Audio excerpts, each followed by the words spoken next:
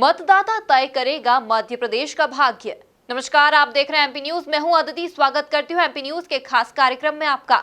जी हां, अब उपचुनाव को लेकर जो भी प्रचार प्रसार था, इसका शोर अब पूरी तरीके से थम चुका है। 3 नवंबर को मतदान होने वाला है। क्या कुछ स्पेशल तैयारियां की गई है, क्योंकि ये उपचुनाव इस लिहाज से भी काफी इंपॉर्टेंट माना जा रहा है, क्योंकि कोरोना संक्रमण काल के बीच उपचुनाव होने जा रहे हैं।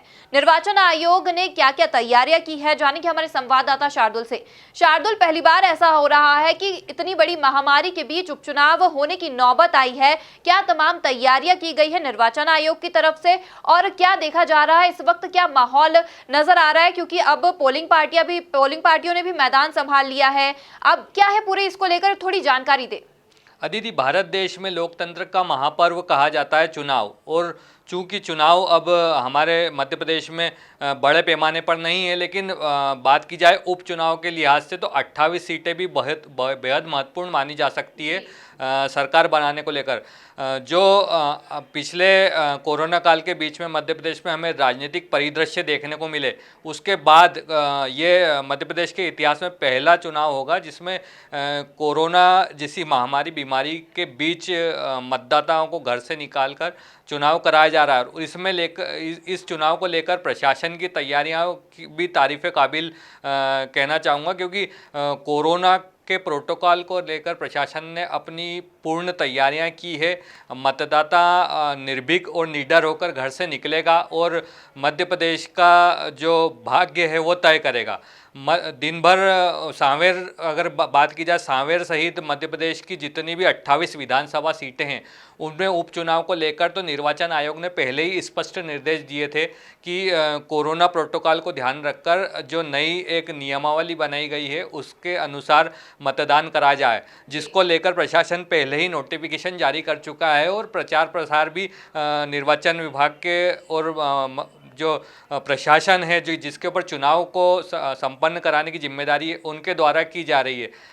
इस चुनाव में हमें पहली बार ऐसा देखने को मिलेगा कि कोविड जो पेशेंट है वो भी अगर मतदान करना चाहता है तो उसको भी मतदान का अधिकार दिया गया है। प्रशासन ने पहले ही जो बुजुर्ग 80 साल से ऊपर की उम्र के लोग हैं उनसे बैलेट पेपर के माध्यम से मतदान कराया है। वहीं मतदान केंद्रों पर इस तरह से सुविधाएं जुटाई गई है जिसमें सामान्य व्यक्ति मतदान करने पहुंचेगा, लेकिन अगर कोई संदिग्ध है, कोरोना का पेशेंट है, उसको भी मतदान का अधिकार प्राप्त होगा।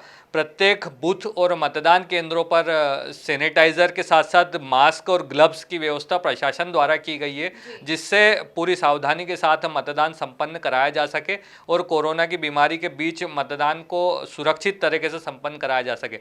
इसको लेकर प्रशासन की तगड़ी तैयारियां मध्य प्रदेश में हमको देखने को मिली है। और जो माहौल पिछले दिनों प्रशासन द्वारा बनाया गया है कोरोना की जागरूकता को लेकर, उसको देखकर ऐसा लग रहा है कि दिन भर जिस तरह से मतदान होगा उसमें जो जागरूक मतदाता है वो निर्भीक होकर मतदान के लिए अपनी उपस्थिति जो मतदान केंद्र है उस पर दर्ज कराएगा। शार्दुल, अब जिस प्रकार से आपने बताया कि जो कोविड पेशेंट हैं उनके लिए भी निर्वाचन आयोग ने अलग तरीके से तैयारियां की हुई हैं, वो भी डाल सकेंगे अपना मतदान बैलेट पेपर, और जो बुजुर्ग हैं वो बैलेट पेपर के थ्रू डाल सकेंगे।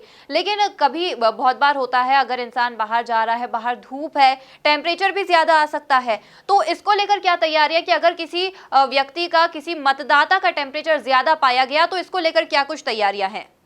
देखिए अदिति, ये जो पहला चुनाव है जिसमें कोरोना काल को ध्यान रखते हुए मतदान का एक तो समय बढ़ाया गया है, और समय बढ़ाने के साथ साथ जो आखिरी का 1 घंटा है जिसमें मतदान संपन्न हो चुका होगा, लेकिन आखिरी का जो 1 घंटा बचेगा उसमें ऐसे पेशेंट को जो कोरोना से का पेशेंट संदिग्ध माना जा रहा है, ऐसे व्यक्ति से या ऐसे मतदाता से मतदान कराया जाएगा। और उसको कहीं ना कहीं जो कोरोना प्रोटोकॉल को लेकर जो गाइडलाइन तैयार की गई, जिसमें उसे उसका टेम्परेचर मापने का भी इंतजाम मतदान केंद्र पर होगा। और टेम्परेचर मापने के बाद अगर ऐसी स्थिति लग रही है प्रशासन के अधिकारियों को या फिर बात करें स्वास्थ्य विभाग के अधिकारियों को, क्योंकि ये पहला चुनाव है जिसमें प्रशासन के जो अधिकारी हैं वो चुनाव ड्यूटी में रहेंगे ही रहेंगे, लेकिन जो स्वास्थ्य विभाग का अमला है वो भी पहली बार मतदान के दौरान तैनात किया गया। और ये जो स्वास्थ्य विभाग का अमला है ये पूरी निगरानी कोरोना को लेकर रखेगा और कोरोना के संदिग्ध पेशेंट की निगरानी करने के साथ साथ उससे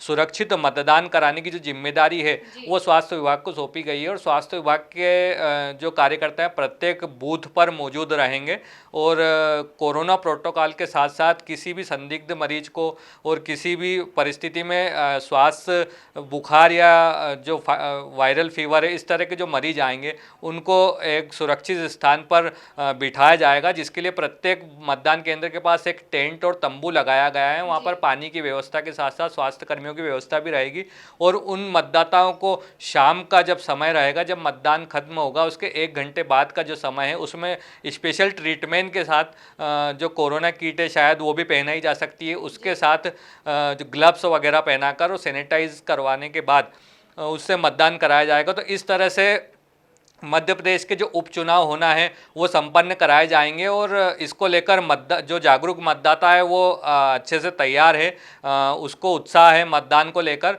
और हमें देखने को मिलेगा कि आने वाले दिनों में जब ये मतदान होगा उसके बाद जो 10 तारीख को परिणाम आएंगे तो सरकार किसकी बनेगी ये जो मध्य प्रदेश का जागरूक मतदाता है वो तय करेगा। वाकई शार्दुल, निर्वाचन आयोग द्वारा जो की गई तैयारियां है वे वाकई काबिले तारीफ है। अब देखना काफी लाजमी होगा कि आने वाला जो मतदान है उसमें मतदाता किस प्रकार से और कौन सी पार्टी को मध्य प्रदेश का भविष्य चुनता है। धन्यवाद शार्दुल तमाम जानकारियों के लिए। आखिर मतदाता किसे चुनेगा, मध्य प्रदेश का भविष्य कौन सी पार्टी की सरकार बनेगी, जो भी अपडेट्स होंगे उपचुनाव से जुड़ी हुई, मतदान से जुड़ी हुई, हम आप तक जरूर पहुंचाते रहेंगे। ताजा तरीन अपडेट्स के लिए आप देखते रहिए MP न्यूज। धन्यवाद।